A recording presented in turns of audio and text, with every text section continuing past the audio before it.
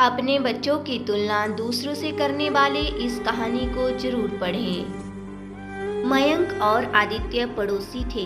दोनों हम उम्र थे और साथ खेलते थे। पहली कक्षा से वो दोनों साथ पढ़ रहे थे। दोनों एक ही विद्यालय में पढ़ाई करते थे। मयंक अपने पिता की इकलौती संतान था। वहीं आदित्य के एक छोटी बहन थी, निशा। आदित्य कक्षा 8वीं में पढ़ता और निशा कक्षा 5वीं में। आदित्य के पिता बहुत अधिक पैसे वाले नहीं थे। वे सरकारी विभाग में अकाउंटेंट थे और मम्मी टीचर थी। वहीं मयंक के पापा बिजनेसमैन हैं। घर पर एक से बढ़कर एक सुविधा मौजूद थी। 3 नौकर पूरे दिन घर के काम करते और मयंक की mummy high business class society में बहुत से क्लब और किटी पार्टी की मेंबर थी। आदित्य जहां हंसमुख चंचल था, वहीं मयंक बहुत बातचीत करता था। यूं आदित्य पढ़ने में होशियार था, दोस्तों की मदद भी करता, पर मस्तीखोर भी कम नहीं था।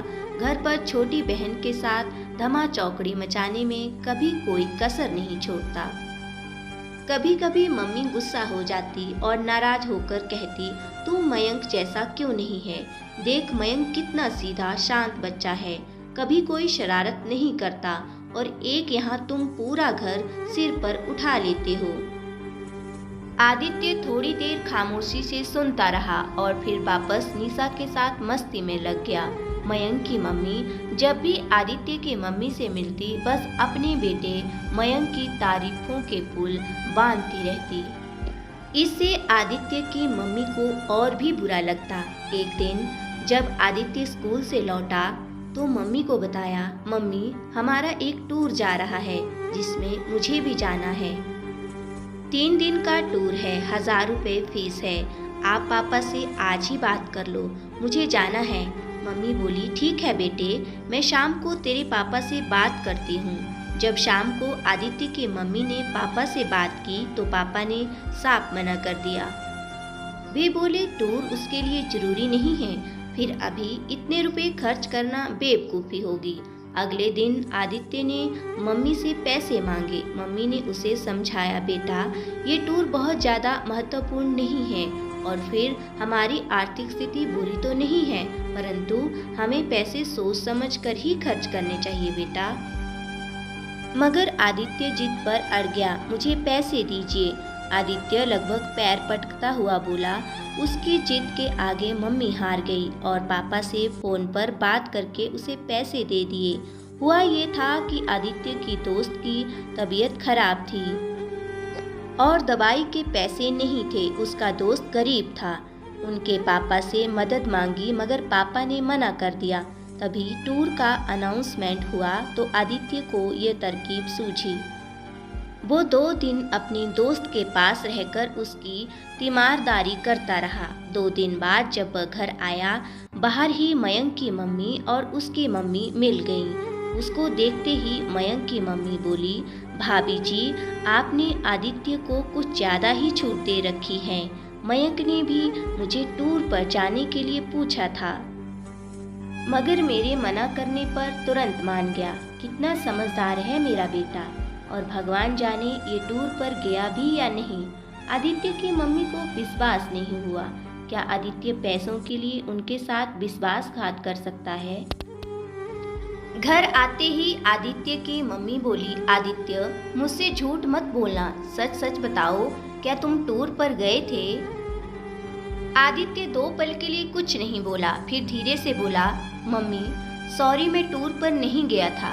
मेरा दोस्त बीमार है और उसको पैसों की ज़रूरत थी और उसकी देखभाल करने वाला भी कोई नहीं था। इसीलिए मैं 2 दिन अपने दोस्त के साथ हॉस्पिटल में ही था। आपको विश्वास नहीं हो तो चलिए हॉस्पिटल चलते हैं। उसकी मम्मी फौरन उसके साथ हॉस्पिटल पहुंची। एक बार में उसका दोस्त पलंग पर लेटा हुआ था और सिरहाने के पास उसकी मम्मी बैठी हुई थी। आदित्य और उसकी मम्मी को देखकर वह खड़ी हो गई। उसी ने आदित्य की मम्मी को बताया कि आज मेरा बेटा सिर्फ आदित्य की वजह से ठीक हुआ है। वो पूरे समय आदित्य को आशीर्वाद दिए जा रही थी। उसने उसके बेटे के ठीक होने का सारा श्रेय आदित्य को ही दिया और बोली, आप किस्मत वाले हैं जो आदित्य जैसा प्यारा बच्चा आपका बेटा है। आपका बेटा किसी फरिश्ते से कम नहीं। यह कहते कहते उसकी आंखों से आंसू बहने लगे। आदित्य की मम्मी ने उसे गले से लगा लिया। घर जाकर आदित्य मम्मी से बोला, मम्मी आप चाहते हो ना कि मैं मयंक जैसा बनूं। मैं जानता हूँ आपको मयंक पसंद है। अब मैं आपको ज़्यादा परेशान नहीं करूँगा। मैं मयंक के जैसा बनने की पूरी कोशिश करूँगा। इस पर मम्मी कुछ न बोल सकी। कुछ दिनों बाद परीक्षा परिणाम आया। आदित्य ने 9वीं कक्षा प्रथम श्रेणी में उत्तीर्ण की थी और मयंक फेल हो गया था। स्कूल में टीचर आदित्य की मम्मी से मिली तो वह बोली, हमें आदित्य जैसे होनहार बच्चे पर गर्व है। आप सच में किस्मत वाली हैं कि आदित्य आपका बेटा है। तभी वहां मयंक की मम्मी आ पहुंची। सभी के सामने टीचर ने मयंक की कारस्तानियां उसकी मम्मी को बताई। और तो और मयंक कक्षा में नकल भी कर रहा था और वह नकल करते पकड़ा गया था। मयंक की मम्मी की नजरें झुक गईं। वह कुछ नहीं बोली। अगले दिन मम्मी का जन्मदिन था। आदित्य ने सुबह उठते ही मम्मी के पैर छुए और उनको बर्थडे विश किया।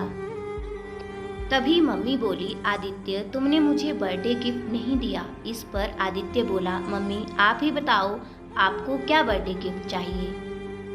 मम्मी बोली, मुझे माफ़ कर दे बेटा, मैंने तेरी तुलना मयंक से की। मुझे अपना बच्चा किसी भी जैसा नहीं चाहिए।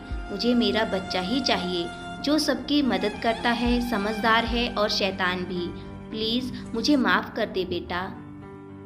मम्मी की आंखों में आंसू थे। आदित्य मम्मी के गले लगकर रोने लगा। मम्मी अब समझ चुकी थी कि हर बच्चा अपने आप में विशेष होता है। किसी एक बच्चे की दूसरे बच्चे के साथ तुलना कैसे की जा सकती है। हेलो मेरे प्यारे दोस्तों, आपको हमारी मोटिवेशनल कहानियाँ कैसी लगती हैं? प्लीज़ कमेंट करके ज़रूर बताएं और हमारे चैनल को सब्सक्राइब, लाइक, शेयर करना ना भूलें।